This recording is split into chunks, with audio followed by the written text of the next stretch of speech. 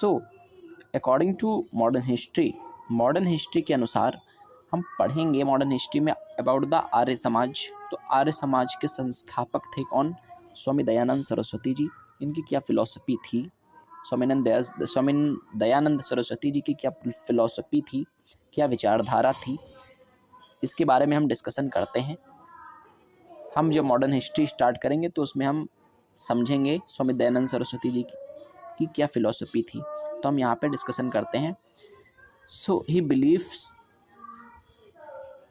India should become revivalist in nature. मतलब जो India है उसे दोबारा से फिर से क्या करना चाहिए? जो हमारी वैदिक कल्चर था उसे अडॉप्ट करना चाहिए, दोबारा से वेदों को पढ़ना चाहिए। क्योंकि हमारा जो भारतीय कल्चर था, कहने का मतलब ये था कि स्वामी दयानंद सरस्वती जी का कि जो हमारा भारतीय कल्चर है वो सर्वोपरि है, वो मोस्ट इम्पॉर्टेंट है। तो दोबारा से वेदों को पढ़ना चाहिए। और क्या था? स्वामी दयानंद सरस्वती जी का ये मानना था, he does not believe in the माया और नियति।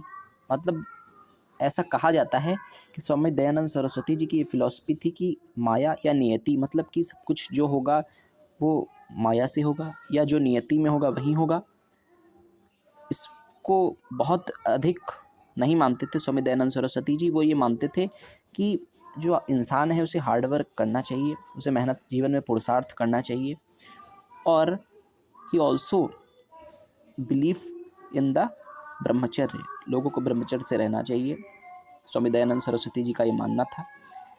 ही ऑल्सो, जो हमारे लिए मॉडर्न हिस्ट्री के पर्सपेक्ट से इम्पॉर्टेंट है वो क्या है कि he also believe in the religious, social and political aspects of the society. He also give a social and political view for the society. मतलब कुछ बातें इन्होंने, स्वामी दयानंद सरस्वती जी ने सोशल प्रोस्पेक्ट से रिलेटेड और पॉलिटिकल यानी कि राजनीतिक बातें भी समझाई समाज को। वो क्या थी? जैसे कि कास्टलेस सोसाइटी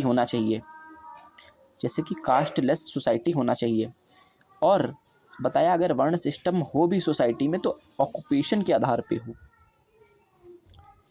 ये जो हम देखते हैं, हाँ, अनटचेबिलिटी वगैरह ये सब जो सोसाइटी में थी, इन सब चीज़ों का विरोध किया। और क्या था?